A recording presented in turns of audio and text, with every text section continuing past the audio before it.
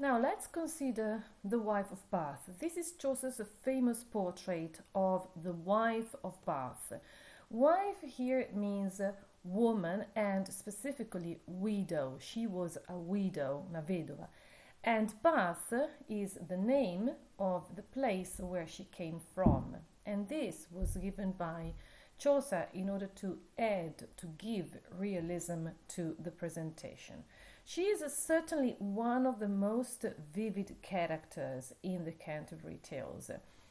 She comes from Bath, a town that at the time was really prominent, important in the English weaving trade. Weaving trade means commercio, trade, weaving delle cose tessili, dei prodotti tessili.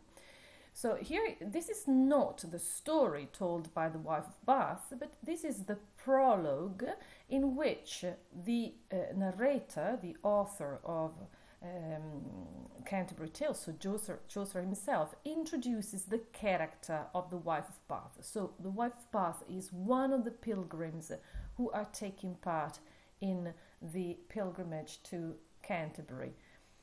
And the wife of Bath will then be telling her story. So now we are going to read the prologue to her story, that is to say, the presentation of the pilgrim, the wife of Bath.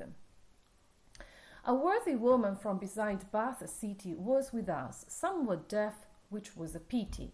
In making cloth she showed so great a bent, she bettered those of Ypres and Ghent.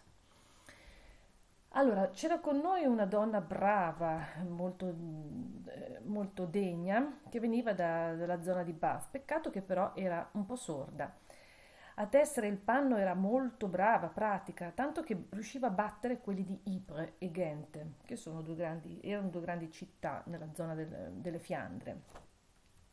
Ok, in these first 4 lines, we've got the introduction of her job. So we understand that she was an excellent woman, particularly good at making cloths, weaving products.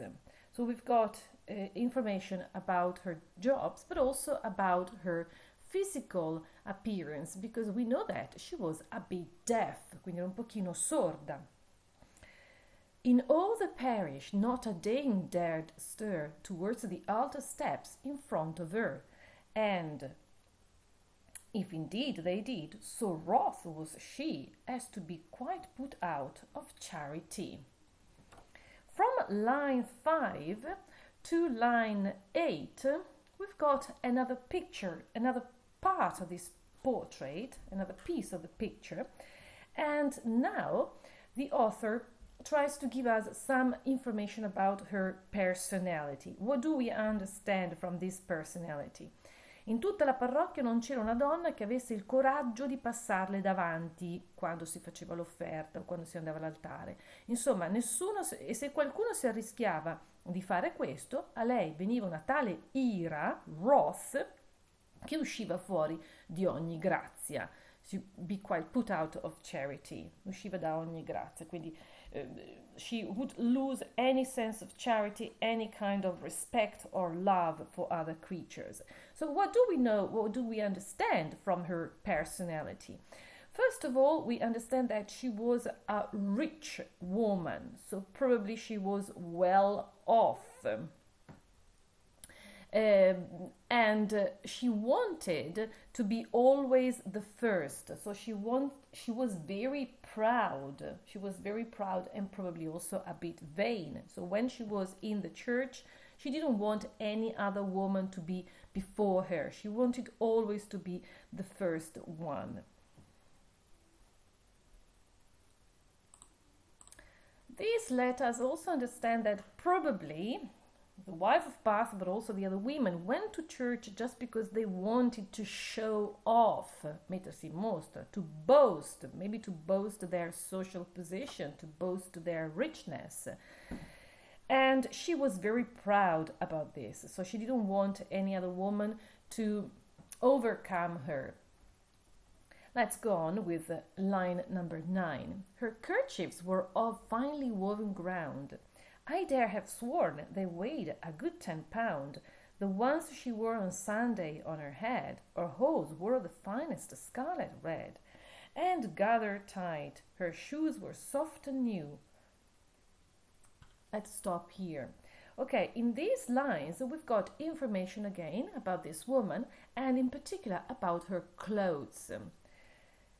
I suoi fazzoletti, quindi foulard che usava per mettersi sui vestiti o sulla testa, erano di tessuto finissimo. Giurerei che pesavano un buon 10 libbre quelli che si metteva in capo alla domenica, quindi erano di un tessuto molto lavorato, pesante per questo. Le sue calze, her hose, erano di un bel rosso scarlatto, ben attillate, e le scarpe soft and new, erano morbidissime e nuove. So, also from the clothes that she's wearing, we understand that she was rich, well off. She could afford having expensive clothes.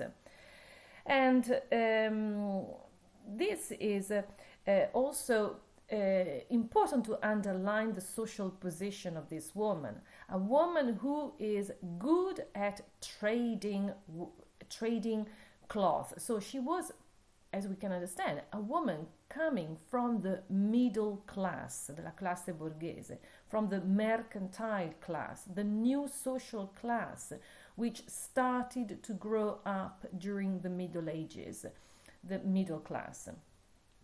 In this description of her clothes, we've got some, we can say, particular images which are concentrated on the use of exaggeration. When, for example, the author says at line 10, I dare have sworn they weighed a good 10 pounds. So he exaggerates the fact that these clothes are particularly elaborated, refined.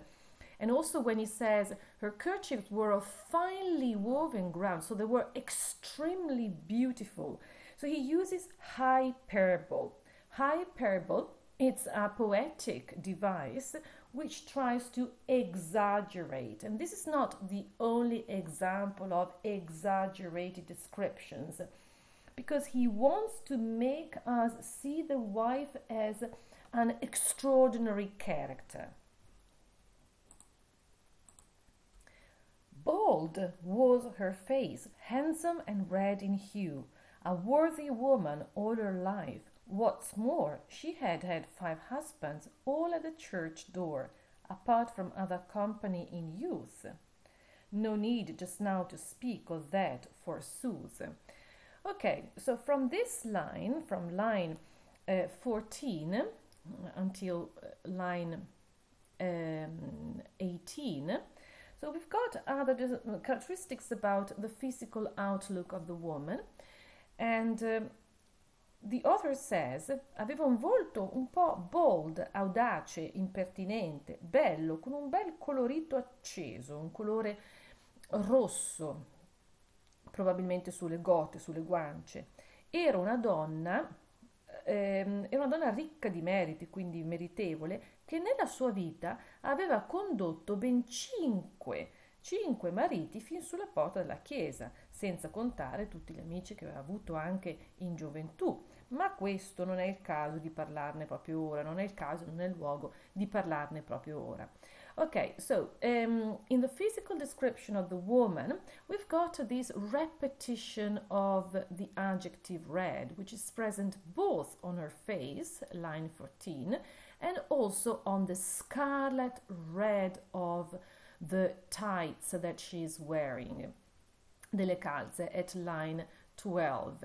Okay, so we know that usually the color red is symbolically referred to or associated with passion. So, and it is not by chance that she is wearing red tights. So her leg appear red because of these tights, and the red then is also on her face. So it wants to give us a kind of message. She was a bold woman, so she was ready to have experiences and to face life. And she had, we could say, a very exciting personal life, since she married 5 husbands. Again, we've got another example of exaggeration. So not just one husband, but she had many husbands, 5 husbands, but not only them, also many other boyfriends or love affairs when she was young, as the author says in line 17. But the author concludes with line 18 with a bit, we could say, ironic comment, because he says this is not the place and the moment to talk about this, so to talk about love affairs and relationships and husbands and men, but actually he did, quindi è ironico qui l'autore, cioè non è il momento di parlarne, ma di fatto lo ha già detto. So when you say something or you don't say something but you mean something else, you say something but you mean another thing. So this is the ironic play that the author is using here.